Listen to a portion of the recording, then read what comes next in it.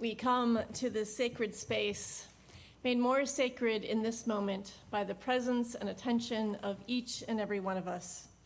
If you are live streaming this morning from someplace near or far, we say, welcome, friends. If you are live streaming from, say, the eastern townships of Quebec, we say, bienvenue, mes amis. Wherever you are logging in from, we are so glad you are here. I now invite those here in the sanctuary to take a moment to turn towards the camera near the Welcoming Congregation banner and offer our greetings to our live streaming friends through a friendly wave. And for those here in the sanctuary, let's turn and greet one another.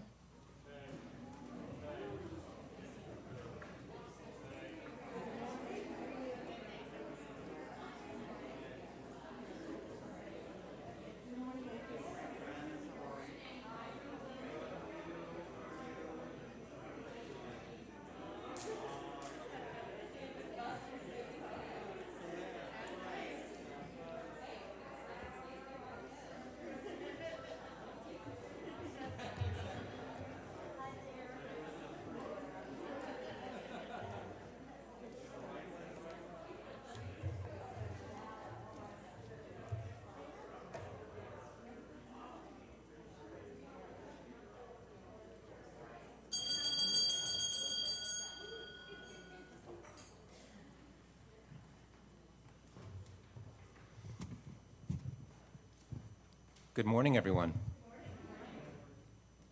My name is Stephen Parapelic, and I am today's worship associate. It's so good to be with you this morning, both in the sanctuary and virtually. Welcome. Welcome to your joy, your hope, your pride, as well as your grief, your fear, your anger, even the parts of you that are not ready to be seen and heard. Thank you for joining us. We who strive to share a teaching of hope and peace, we welcome all in our doors, the joyful, the heartbroken, atheists and Christians, Muslims and Jews, straight and gay, lesbian, bisexual, transgender, all who are searching, seeking, looking for more meaning, service, and love. Whether it's your first worship service with us or your several hundredth time, we hope that you'll discover questions that stretch you, people to befriend you, and liberal religious values that challenge you to join us in loving boldly, living justly, and welcoming openly. Together, we are a caring community devoted to spiritual growth, social transformation, and environmental responsibility. As a reminder, today after service, all are invited to coffee and conversation in the Sims room behind you, as well as to go downstairs to take another look at the rummage sale. And after today's service reflects on the life and lessons explored in the popular series Three Pines, a mystery series by Canadian writer Louise Penny. Knowing that many avid readers in the congregation, I'm one of them, it is fitting that we begin a month centered on delight with a book-centered service. We will share no significant spoilers, but hope that if you're unfamiliar with Louise Penny's work, you will become intrigued enough to begin reading. I now invite Reverend Heather to share a special announcement. Thank you, Stephen. As Stephen mentioned, the rummage sale continues, and I just want to take a moment and acknowledge that there was a holy trinity of Susan Wolowitz and Donna Reed and Fritzi Nace, who organized a small army of volunteers who donated items, who refurbished items, cleaned them, organized, schlepped them, curated sections, volunteered many long hours. It was an epic event, fantastically successful. So on behalf of everyone, I want to name our gratitude for this community. Can we share our gratitude together?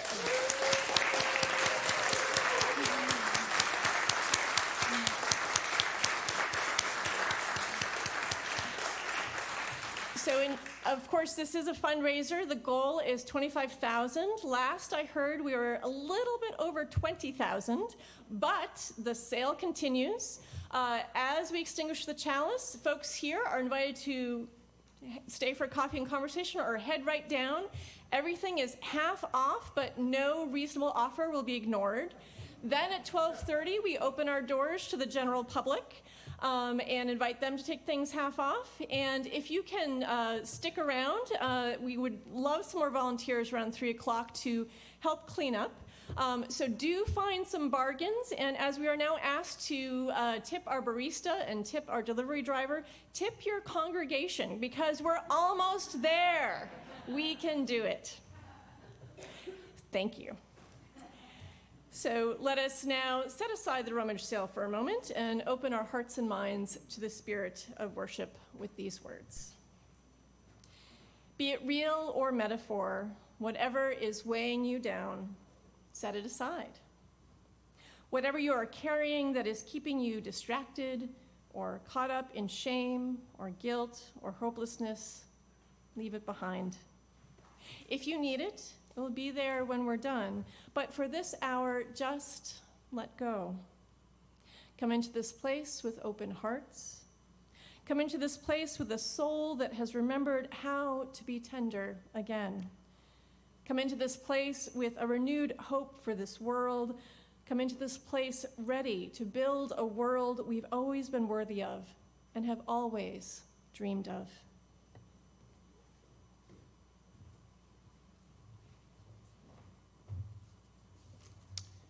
I now invite Riley Simpson to light our chalice.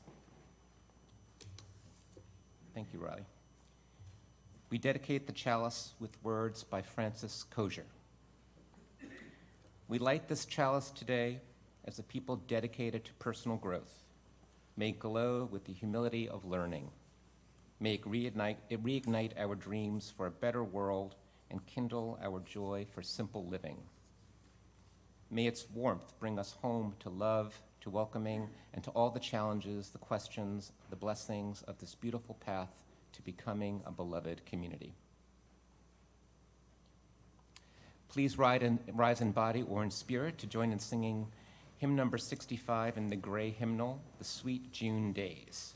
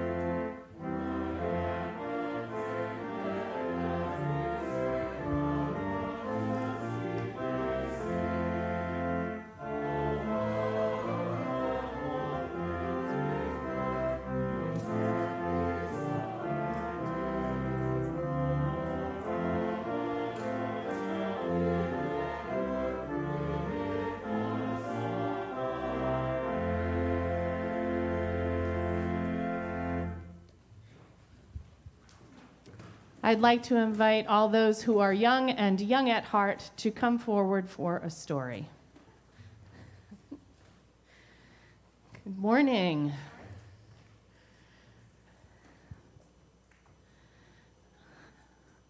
A small but mighty group. So I am going to read a story to you that is a very favorite story in my family, and you'll be able to tell by the condition of the book. Yeah, it is. It's very sort of raggedy, but that means it's well loved. So I have to take my glasses off if I'm going to read. So I'm reading this story because it's about teaching and learning. And some of you know me as a teacher, as your teacher, but you may not know that you are also my teacher.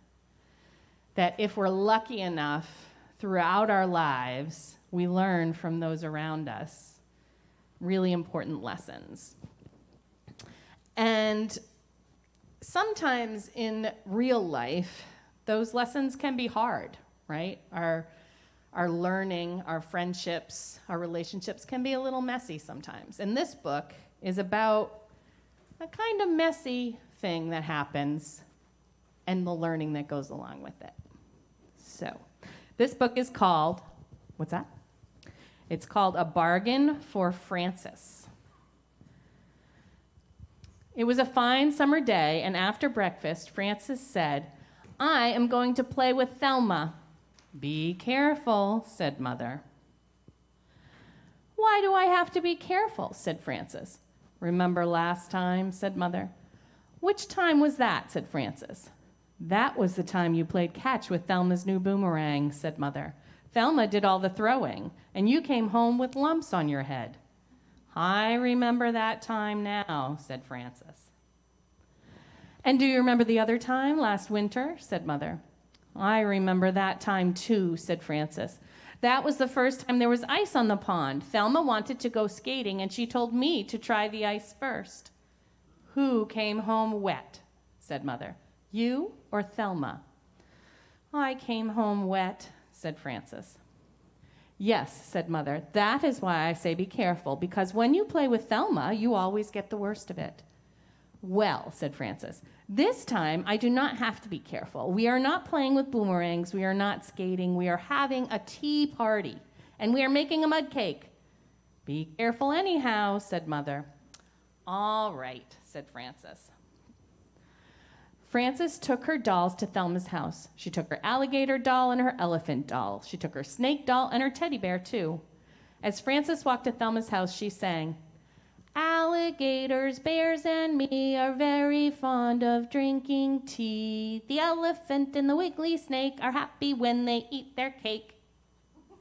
Frances likes to sing, almost as much as I do. Frances and Thelma made a mud cake. They put daisies on it for frosting. Then Thelma got out her dolls and her tea set. "I am saving up for a tea set," said Frances. "I am saving all my allowances." "This is the best kind to get," said Thelma. "It is plastic and it has red flowers on it."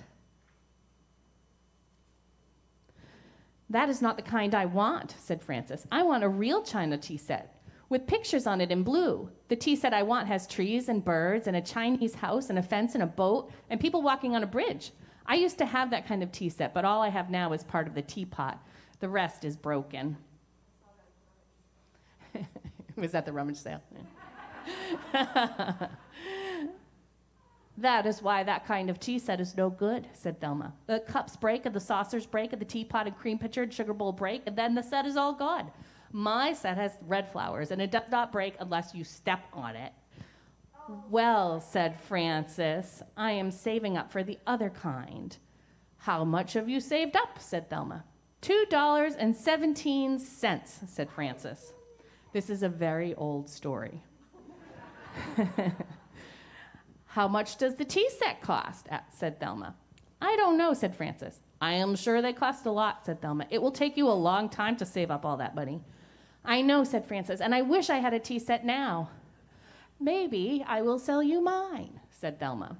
"I don't want yours," said Frances. "I want a real china one with pictures on it in blue." "I don't think they make them anymore," said Thelma. "I know another girl who saved up for that tea set. Her mother went to every store and could not find one. Then that girl lost some of her money and spent the rest on candy. She never got the tea set. That is what happens. A lot of girls never do get tea sets, so maybe you won't get one." "If I buy yours, I will have a tea set," said Frances. "You said you didn't want it," said Thelma, "and anyhow, I don't want to sell it to you." "Why not?" said Frances. "Well," said Thelma, "it is a very good tea set. It is plastic that does not break. It has pretty red flowers on it. It has all the cups and saucers. It has the sugar bowl and the cream pitcher and the teapot. It is almost new, and I think it costs a lot of money." "I have $2.17, said Frances. "That's a lot of money." "I don't know," said Thelma. "If I sell you my tea set, then I won't have one anymore." "We can have tea parties at my house then," said Frances. And you can use the money for a new doll. Well, maybe, said Selma. Do you have your money with you? I'll run home for it, said Frances. All right, said Thelma. I will think about it while you run home for your money. Frances ran home for her money. When she came back, Thelma said, I will sell you my tea set. Frances gave Thelma her money. Thelma gave Frances her tea set. No backsies on this, said Thelma. All right, said Frances. No backsies. Frances went home with her tea set and her dolls, and she sang, A plastic pot can pour the tea for my dollies, friends, and me, just as well as china. Red is just as good as blue. Plastic cups are all right, too, just as good as china. She doesn't sound very convinced, does she? When Frances got home, she showed the tea set to her little sister, Gloria. That is a very ugly tea set, said Gloria. What's the matter with it, said Frances. It's ugly, said Gloria. It's a nice tea set, said Frances. It's plastic, said Gloria. It has red flowers. It's ugly. I like the kind of china with the pictures all in blue. Yes, you can't get that kind anymore, said Frances. They don't have them in the stores. Yes, they do, said Gloria. They have them now at the candy store. My friend Ida got one yesterday, and she showed it to Thelma. So Thelma knows they have them at the candy store. They cost $2.07. Frances walked slowly to the candy store. She looked inside, and there was Thelma. Thelma gave the storekeeper her money. The storekeeper gave Thelma a china tea set with pictures all in blue. Thelma did not see Frances as Frances walked away. Frances sang a little song as she walked away. Now that plastic's what I've got, backsies are what there is not. Mother told me to be careful, but Thelma better be bewareful. Sounds like Frances has a plan. Frances thought about no backsies all the way home. When she got home, she put a penny in the plastic sugar bowl of her tea set. Then she called Thelma on the telephone. Hello, said Thelma. Hello, said Frances. This is Frances. Remember, said Thelma, no backsies. I remember, said Frances. But are you sure you really want no backsies? Sure, I'm sure, said Thelma. You mean I never have to give back the tea set, said Frances. That's right, said Thelma. You can keep the tea set. Can I keep what is in the sugar bowl, too, said Frances. What is in the sugar bowl, said Thelma. Never mind, said Frances. No backsies. Goodbye. Frances hung up. Tricky, tricky. Frances waited for the telephone to ring, and when it rang, she said, Hello. Hello, said Thelma. This is Thelma. I know, said Frances. I just remembered, said Thelma. I think I had something in the sugar bowl. I think it was a ring. Did you find a ring? No, said Frances, and I don't have to tell you what is in the sugar bowl because you said no backsies. Well, said Thelma, I just remembered that I put some money in the sugar bowl one time. I think it was some birthday money. I think it was $2, or maybe it was $5. Did you find money? You said no backsies, said Frances, so I don't have to tell you. I don't have to say how much money is in the sugar bowl. Well, said Thelma, it is my money and I want it. Do you want backsies? Said Frances. She's being very clever. Do you want your tea set back and you will give me my money back? Or I will give you my money back? Wait. Do you want your tea set back? And you will give my money back. That's what Thelma said. Sorry, guys. I can't, said Thelma, because I used the money for a new tea set. There is only a dime left over. I will give you the new tea set and the dime. The new tea set is the china kind you want. It has pictures all in blue. You said they don't make that kind anymore, said Frances. Well, this one was very hard to find, said Thelma, and I think it was the very last one in the store. All right, said Frances. Bring it over. Thelma brought over the china tea set and the dime, and Frances gave back the plastic tea set. Then Thelma took the lid off the sugar bowl and saw the penny. That is not a very nice trick to play on a friend, said Thelma. No, said Frances, it is not. And that was not a nice trick you played on me when you sold me your tea set. She's got a point there. Well, said Thelma, from now on, I will have to be careful when I play with you. Being careful is not as much fun as being friends, said Frances. Do you want to be careful, or do you want to be friends? I want to be friends, said Thelma. All right, said Frances. Then I will give you halfsies on the dime. Frances and Thelma went to the candy store with the dime. Frances bought bubble gum, and Thelma bought Lifesavers. Which you know is old because it's way more than a dime now. Then they went to Frances's house to skip rope. Gloria came out to turn the rope and skip too.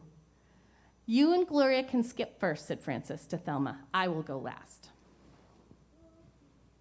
Thelma skipped first, then Gloria, then Frances skipped, and she sang. 1 for plastic, 2 for China, 3 for yours, and 4 for mine, 5 for tea, and 6 for cakes, 7 for elephants, 8 for snakes, 9's a trip to the candy store, then comes 10, and 10 skips more.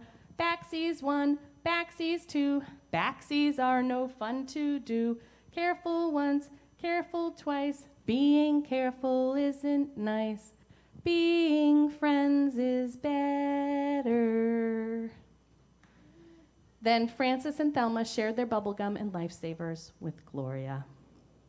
The end. So, thank you. So now you are welcome to sit here tight, right here in front, or go back to your grown-ups. We are now going to thank our RE volunteers and teachers. Stand up for this one. All right. Our religious education motto here at WUS is growing the spirit. Fostering spiritual growth is hard yet vital work. In our religious education programs here, we try our best to help kids with the labor-intensive yet essential spiritual growth. Fred Rogers, the serene host of the long-running children's show, Mr. Rogers' Neighborhood, once said, "Anyone who does anything to help a child in this life is a hero to me." There are many people in this community who help our kids. I'd like to take a minute to acknowledge these heroes, and I ask you to join me in doing so. When I call your name, please stand and remain standing as able. Angela Murdo, Brett Mulder, Christine Kamikawa, Claire McNeil, Deb Walsh, Fritzy Nace, Gordy McIntosh, Heather Janulis, James Pidax, Karen Caputo, Larkin Gardinier, Laura DeMoro, Liz Lintz, Lucille Canava, Marcy Thompson, Margaret Lowry, Marie Simpson, Mary McIntosh, Patricia Toro, Patty Shepard, Phil Coonley, Reagan McCain, Rufus Hoffman, Ryan Levering, Ryan McDowell, Sarah Milt, Sheila Rudolph Correa, Sue Brokaw, Sophia Sid, Sue Kevra, Terry Courier, Vicky Coccoluto, Victoria Ippolito, Woody Wood, Naomi Magnoni, Riley Simpson, Rebecca Vernalia, Ryan McDowell, and Celia Oslakovic. Is that right? Okay. Okay. Each of these people has given their time and impacted the lives of our RE children. They've taught and assisted with RE lessons and OWL classes, chaperoned field trips, helped with setting up and breaking down classrooms, held babies, served on the Religious Education Committee and Youth Advisory Council, invited our kids into the garden to plant, coordinated a canoe trip, crafted Spirit Play story baskets, hosted a FebFest workshop, coordinated a service project, been on call for, and shown up to meet all sorts of last-minute needs, chaperoned a service trip, cooked dinner for Jussy G, led a Jussy G meeting, coordinated lighting and setup for various youth group events, and countless other contributions. Without their help, our RE program and youth groups would not be possible. Without their kindness, our programs would be poorer in spirit. Without their love, our kids would not know the joy and fun they can have at church. Thank you all for sharing your gifts with us and our children. Please join me in giving all of these heroes a warm round of applause.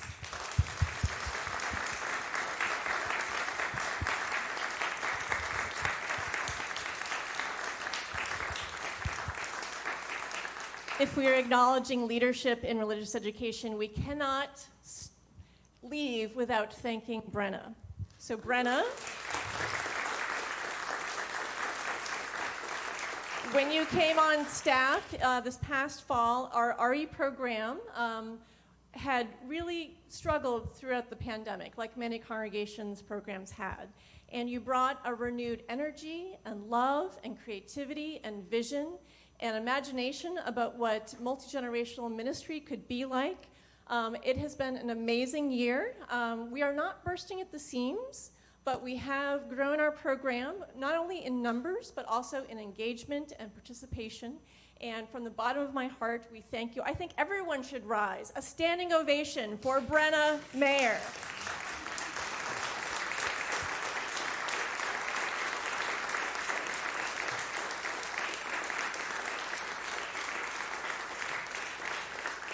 The Religious Education Fund continues. I invite folks remaining in the sanctuary to sing them to their activities.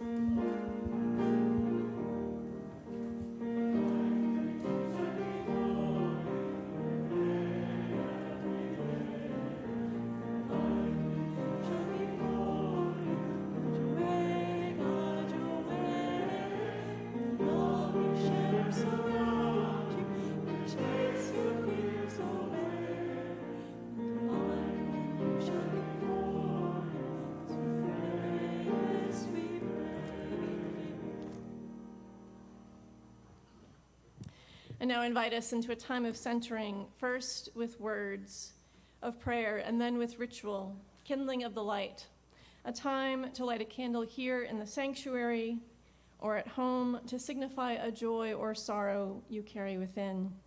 At that time, if you'd like a candle brought to you, please raise your hand.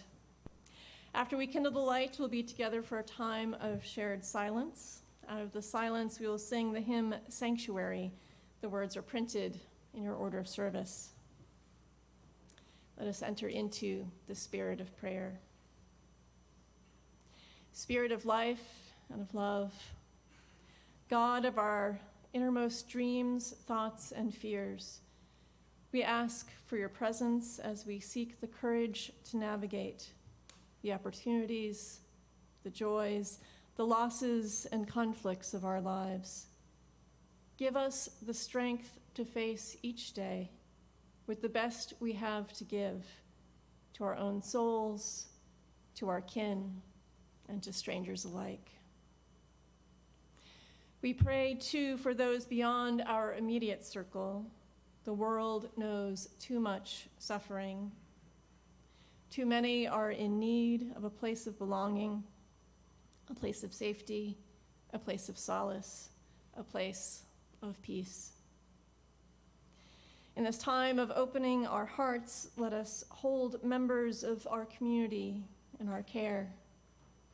We send our love to Linda and Chris Degnan as they travel in the wake of the death of Linda's brother, Mike, after a short struggle with ALS. Our love is also with Sarah Milt and her family as her father enters the compassionate care of hospice. For these friends of ours, for all the joys and sorrows dwelling silently in our hearts, let us now kindle the light.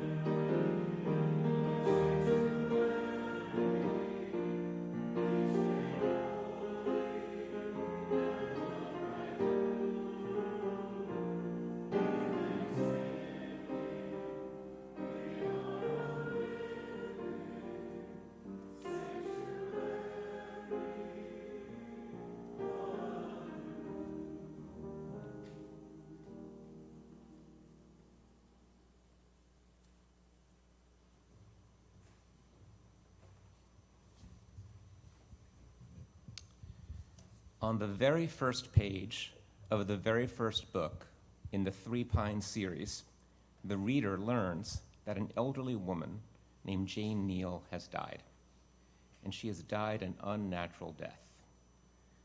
This disturbing event brings Chief Inspector of the Sûreté de Québec, Armand Guimache, to the small, quiet town of Three Pines.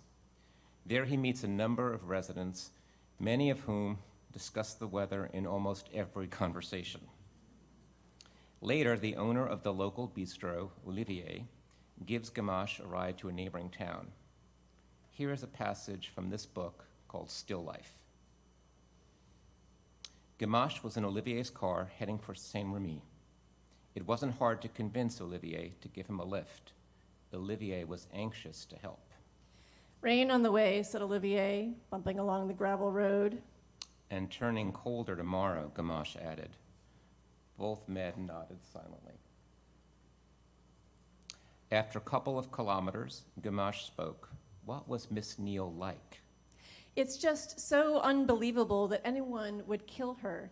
She was a wonderful person, kind and gentle.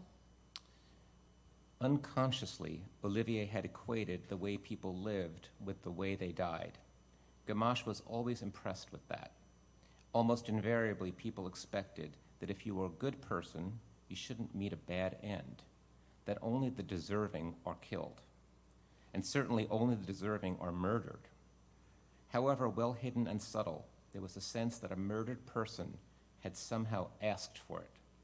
That's why the shock when someone they knew to be kind and good was also a victim. There was a feeling that surely there had been a mistake. I've never met anyone uniformly kind and good. Didn't she have any flaws? Anyone she rubbed the wrong way? There was a long pause, and Gamache wondered whether Olivier had forgotten the question. But he waited. Armand Gamache was a patient man. Gabri and I have only been here 12 years. I didn't know her before that, but I have to say, honestly, I've never heard anything bad about Jane. In our imagination, Olivier and Armand continue their journey through Quebec, through the countryside. Let us enjoy the sights of this beautiful place, the rolling hills, the rivers, the forests, and let us enjoy the music of this region too.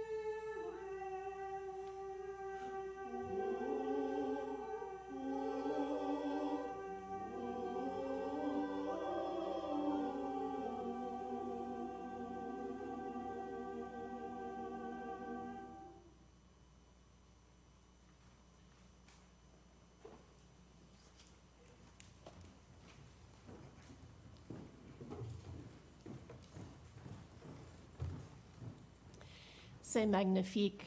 Merci beaucoup, mes amis.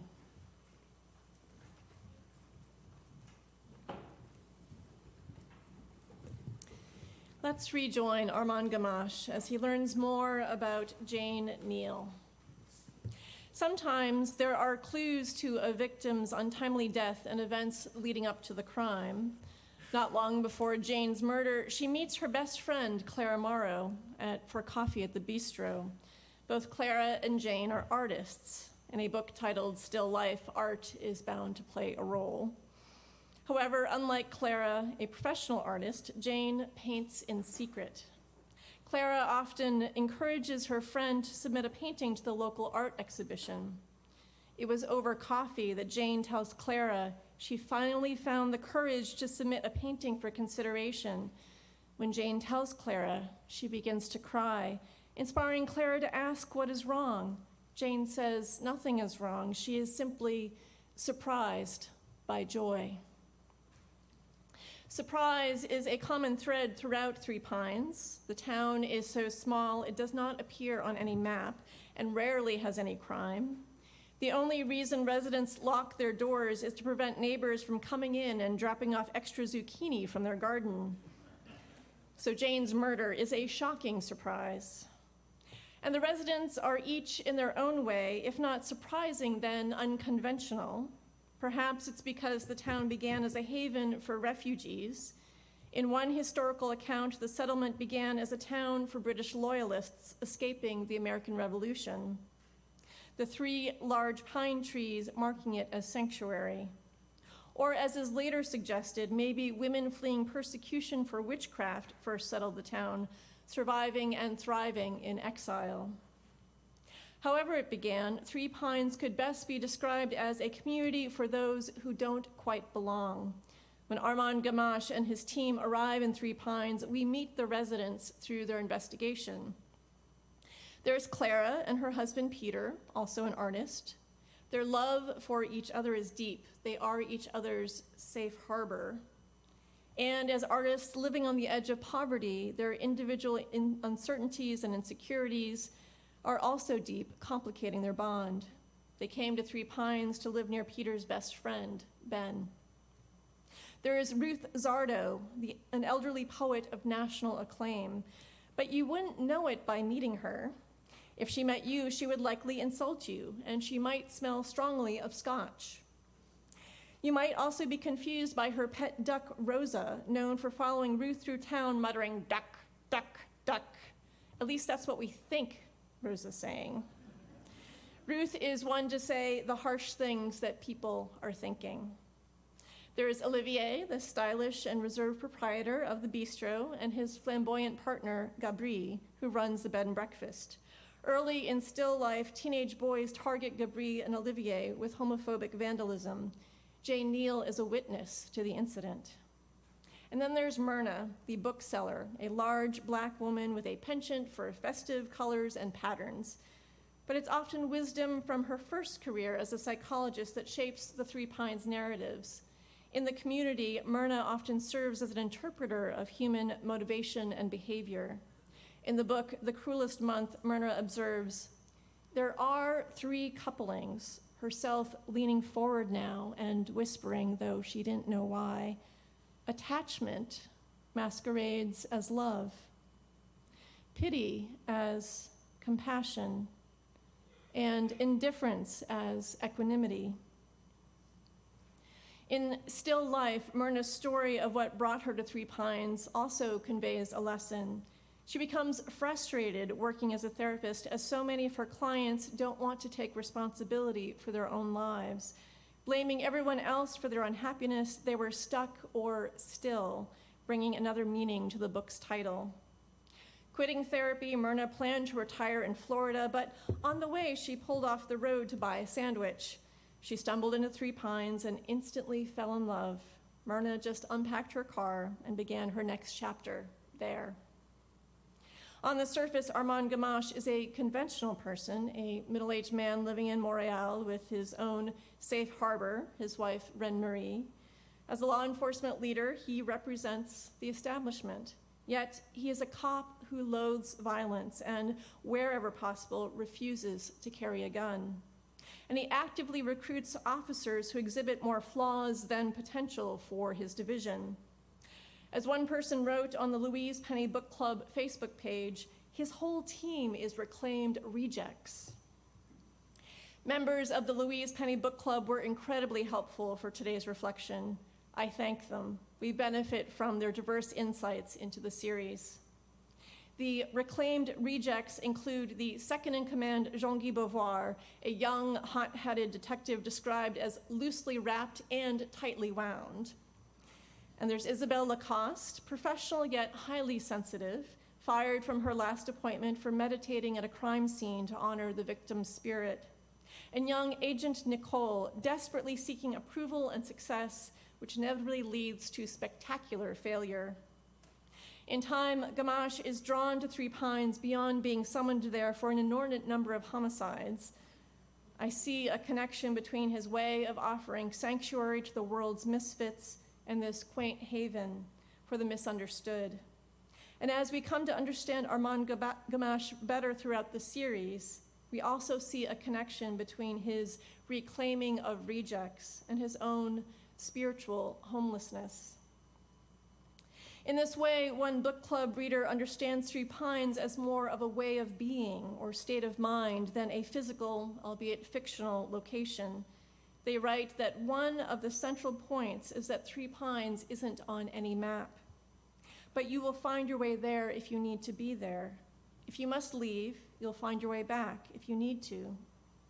I believe many of us, myself included, long for such a place of belonging. The great popularity of the Three Pines series suggests such a shared spiritual need. Sometimes we find what we're looking for in popular culture and not in houses of worship, and that's why I'm talking about murder mysteries from the pulpit.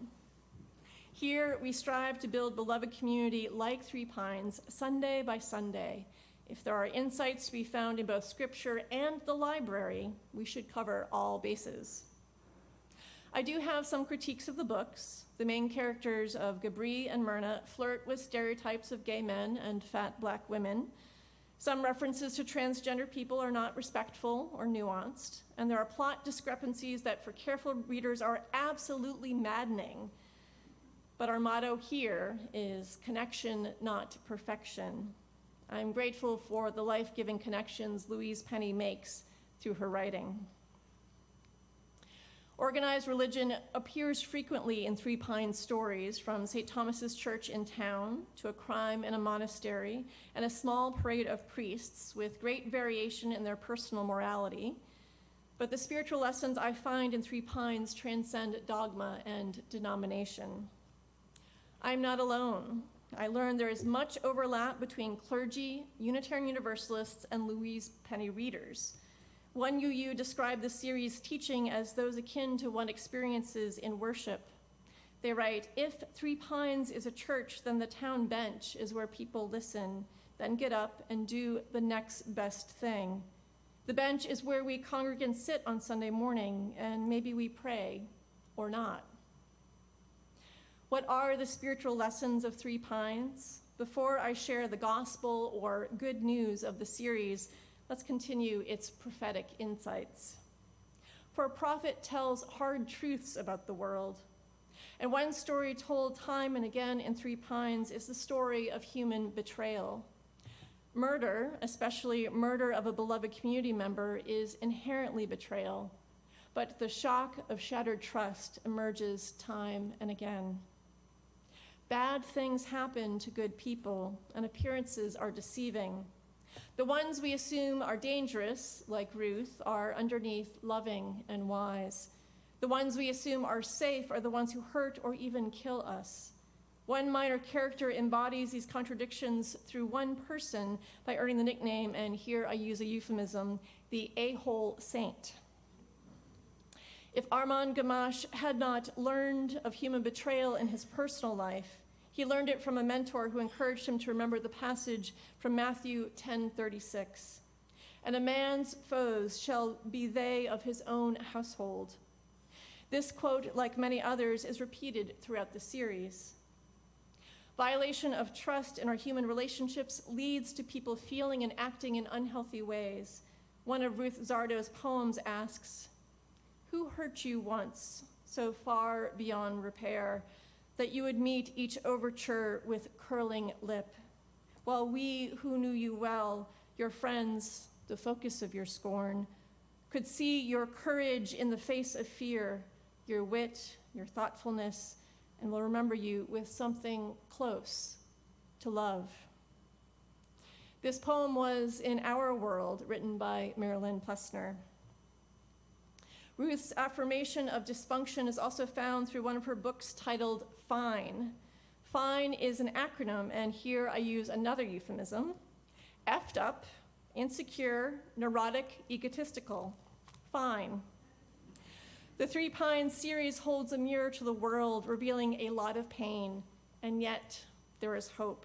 There is good news. At various times, our hope is directly connected to our suffering, or as Gamache observes in The Great Reckoning, we are strongest where we have been broken. This idea is echoed by repeated sightings of Leonard Cohen's song Anthem. Ring the bells that still can ring, forget your perfect offering. There is a crack in everything. That's how the light gets in. As one reader observes, there is beauty in our imperfections, illustrated by Reine-Marie taking in a stray. They name her Grace, and yet they are not confident this animal is even a dog. They write, "Little Gracie, some sort of animal. She is so weirdly made as to be unrecognizable, yet Armand and Reine-Marie love her. Perhaps we too are a kind of Grace, and therefore always lovable." Part of the hope and good news offered by Three Pines is that there is a bridge between being hurt beyond repair, being fine after suffering and betrayal, and feeling love and seeing light is always possible. It is possible when we choose to not live still lives, but bear responsibility for the nature of the world, day by day, choice by choice. The most significant touchstone for many readers is what Armand Gamache teaches to his students, what his mentor taught him, the 4 statements that lead to wisdom. I argue that these statements also create the kind of relationships that turn Three Pines from fiction to reality. The statements are, "I'm sorry," "I was wrong," "I don't know," and "I need help." Armand Gamache represents a profound paradox, exemplifying masculine power through quiet confidence and humility. This humility guides him in honoring what Unitarian Universalists call the inherent worth and dignity of every victim and every perpetrator. Subordinates regularly berate him behind his back for his soft approach, but they're only reprimanded when they disparage a citizen they are called to serve.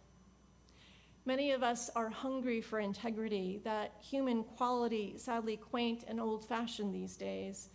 I am drawn to Gamache's integrity and the integrity of other characters in Three Pines, whose decisions remind us, in the words of one reader, that you have to stand up for what you believe in, even when it's hard, unpopular, or perhaps even illegal.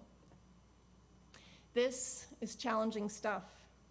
But Three Pines also reminds us of the importance of community, of gathering around a worn kitchen table with friends, or at the social center of town, the bistro. And if you're at a dinner party or at Olivier's, if nothing else, Three Pines reminds us of the delight of sharing and enjoying delicious food. Thick Canadian maple-cured bacon sandwiches, croissants with strong hot coffee or café au lait, bread from Sarah's Boulangerie. One can put on weight just reading these bistro scenes. As one reader wrote, an important element of Three Pines is lemon meringue pie as a symbol of the divine, adding, "I am not really kidding."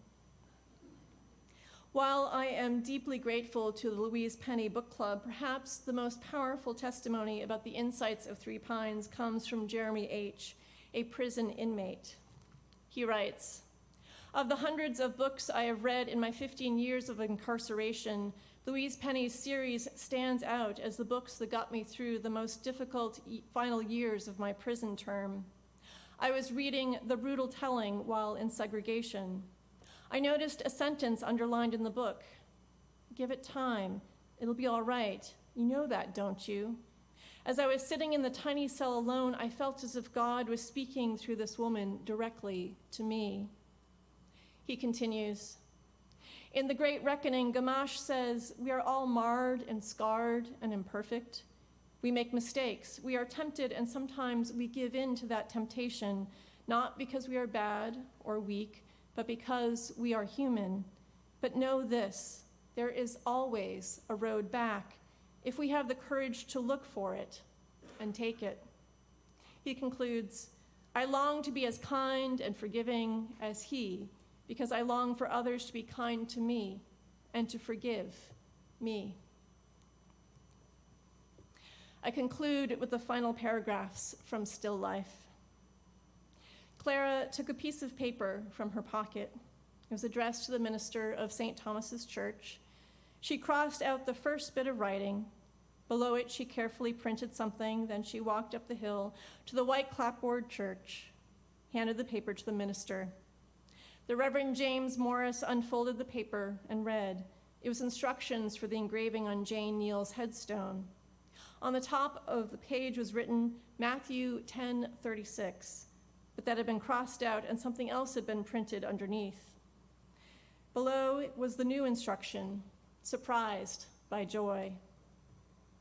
At the top of the hill, Armand Gamache stopped the car and got out. He looked down at the village and his heart soared. He looked over the rooftops and imagined the good, kind, flawed people inside, struggling with their lives. People were walking their dogs. They were shopping at Monsieur Belleveux's general store. Olivier stood at the bistro doorway and shook out a tablecloth. Life was far from harried here, but neither was it still.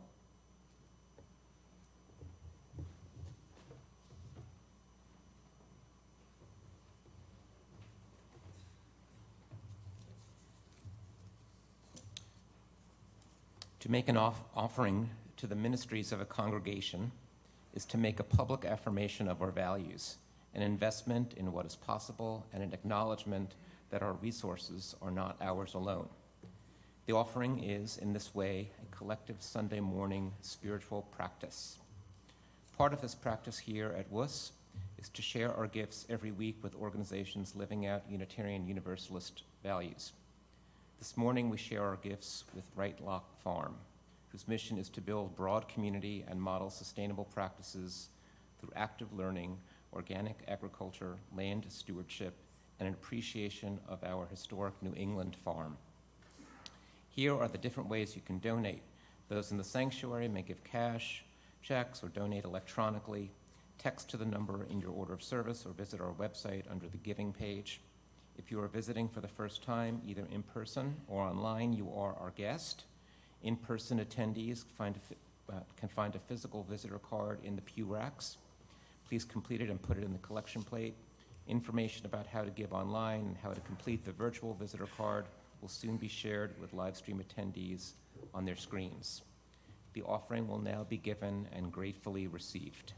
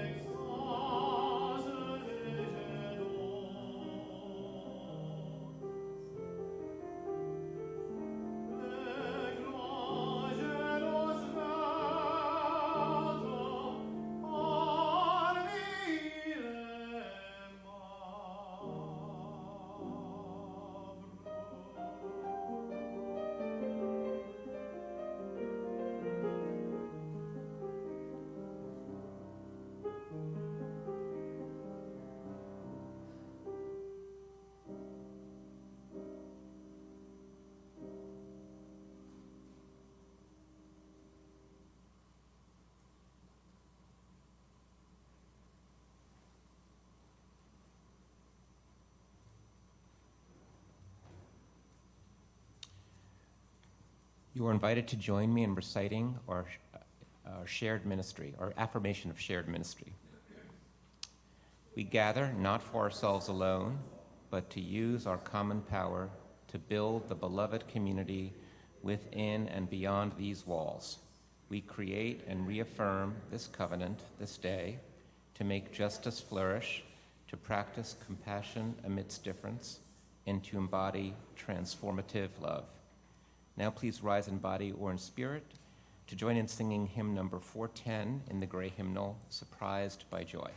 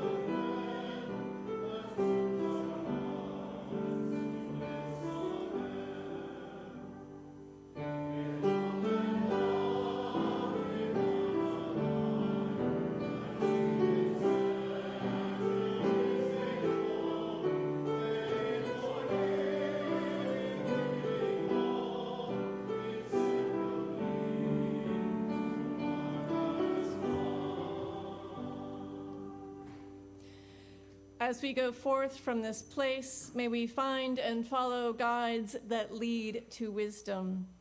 May we remember there is a crack in everything, and where we are broken is where the light gets in. And when we are broken, there is a place for us, all of us. May we rest in the great gift of this sanctuary, and may we create this sanctuary choice by choice, day by day, on this day, and for all the days to come.